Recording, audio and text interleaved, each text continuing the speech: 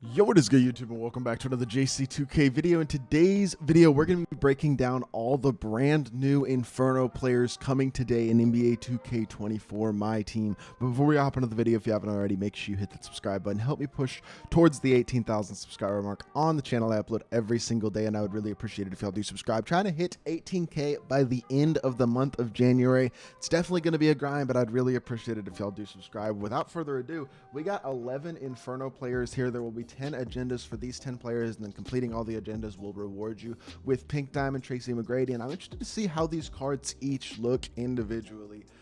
And yeah, without further ado, let's hop right into it. I'm also going to make a video breaking down the season rewards as well as all the other news y'all need to know today. But starting with this Jarris Walker, he's got 90 speed, 85 three ball, 95 driving dunk, versatile defender with Hoff Bulldozer and posterizer.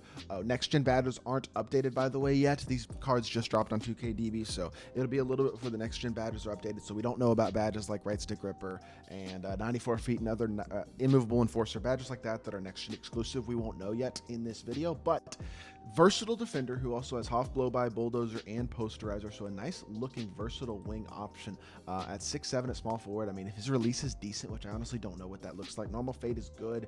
We'll see what the behind the back is, because that could be a bunch of different behind the backs with pro behind the back. Sigs don't look incredible though. I think he's going to be fine, but not amazing would be my guess. Brandon Jennings, this card was awesome as a Sapphire. He was a really fun, explosive budget card, budget scorer, I should say. Now he is a little bit more versatile as like a slasher. Now has a 75 driving dunk, 90 interior or 93 ball, 95 speed, 92 excel, 95 speed ball, Hoff clamp or blow by and speed booster, as well as incredible gold playmaking badges. Defensively, he is a net zero. He will do nothing defensively, but that doesn't mean this card is not going to be fun to use. Patty Mills release on quick with Dame dribble style is pretty good. Steph behind the back means he has the Curry slide, which is absolutely fire. His movement is really nice. Normal fade as well, and that Patty Mills base jump shot is really good as well. One of the best jumpers in the game. So this is going to be an incredibly fun 3-hunting point guard, even if he's not truly elite at a competitive level. Also, Amethyst apparently 21,000 MT. Nice to see prices continuing to drop. We'll see about the diamond prices here in a second. But Amethyst James Jones is a 6'8" 2 guard who's got a 7'2" wingspan. Doesn't give you much shot creation, defense, or slashing, but he gives you a lot of shooting ability with half catch, corner, limitless range, gold agent 3. Release is JT Thornbase Kobe up round quick. That's an incredible release. That's a really good combination right there. Normal leaner, movement wise doesn't look great, but he does have the Curry slide. This is like the next evolution of a Kyle Korver. Basically, he's a 6'8" wing who's got an incredible release and the Curry slide, but doesn't have much in terms of shot creation or defense at all. So I don't think as a whole he's all that elite, but he'll be a fun shooter and one of the better offline shooters in the game for sure. Just one of the better shooters in the game, period.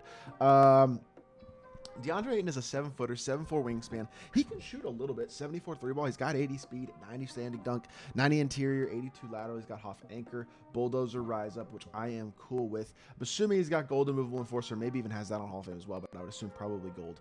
But I think his release is generally pretty good in 2K, so I actually think he's going to be a pretty solid card.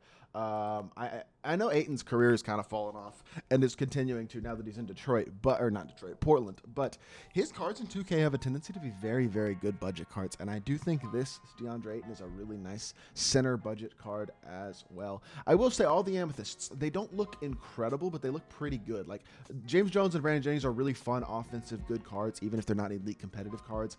Ayton and Jarris Walker both look like great budget options, so that is a good start to this set for sure. Jamal Murray with 94 speed, 6'4", 6'7" wingspan, 97 three ball, 90 driving dunk. I mean, statistically, this card looks like a stud. Defensively, he's not great, but his playmaking and shooting badges are elite. Finishing wise, looks super solid as well. The problem with Jamal Murray is his release is pretty bad, and it's still only on normal. So you're looking at a bad release, and that's going to kind of kill this Jamal Murray card, in my opinion. I think it's something that really is a little bit of a liability. Although I will say these cards continuing to drop in price, now 73,500 MT for a diamond is a really good sign for the next few weeks of my team as prices continue to drop on some of these top cards. I don't think Jamal Murray is going to be great because of his release, but I will say on paper the card looks really good. 3 more diamonds, including this Tyler Herro, who is probably an absolute dog. Shooting badges are elite. Playmaking badges are good.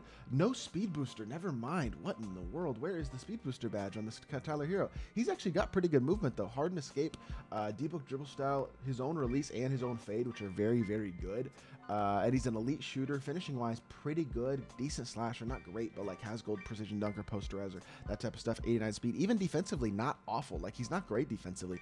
This card reminds me of honestly Devin Booker in a lot of ways, though, except for the lack of speed booster. That's an important badge that he doesn't have, and that bothers me a little bit as a shot creator. So I still think this Tyler Herro card is going to be really good, but I kind of wonder a little bit about that. That I don't totally love. You know what I mean? Outside of that, we got 2 more diamonds. Clyde, who is... all the prices on these cards are different. That is weird. Like Jamal Murray was only 70-something thousand. Tyler Herro was 105, and Clyde is 94. I'm confused if that's like a glitch or something. I'm not sure what's going on there. But 6'7", 6'10" wingspan. Elite slasher who has Hoff blow-by and clamps, as well as Clyde Drexler. He's got pretty good all-around defense, honestly. No anchor brick wall, but like not a terrible defender. He's going to shoot the ball decently, although release is still not amazing, even on only normal. I mean, especially on only normal timing. And while he is a really good finisher with good size, the 2, I still think this is going to be a good card, but there are better 2 guards in the game than this Clyde Drexler. He will be a very solid option, but I don't think he's next level elite at the shooting guard position.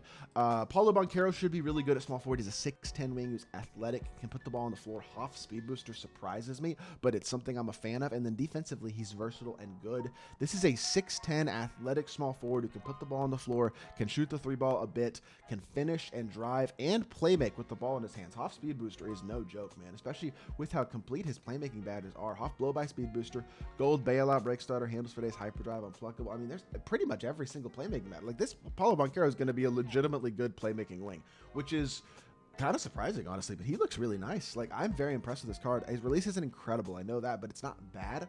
And then normal leaner is good. I mean, this Paulo Borero is going to be on the level, like, I think he's right there with guys like LeBron. Honestly, this Paulo is looking incredible. I think he might be the best diamond and below card we've seen so far. Paulo looks like a stud. Surprised how good he is as a playmaker as well.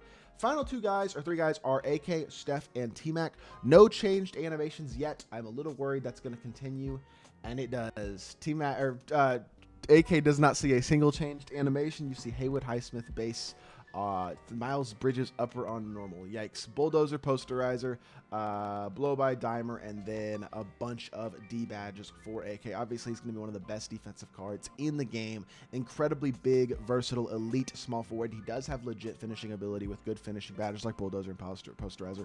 Playmaking badges are complete and good, including speed booster. Why does Andre Karolinko have speed booster but Tyler Herro doesn't? I have no idea. With that being said, this card looks incredible. Everything about this card except for his dribble sigs and his release is elite.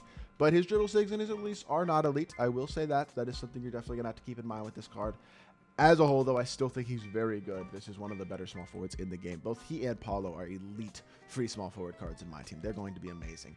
Steph Curry, 6'2", 6'3" wingspan. Obviously, Steph is too small to really be a competitive level point guard at this point, probably.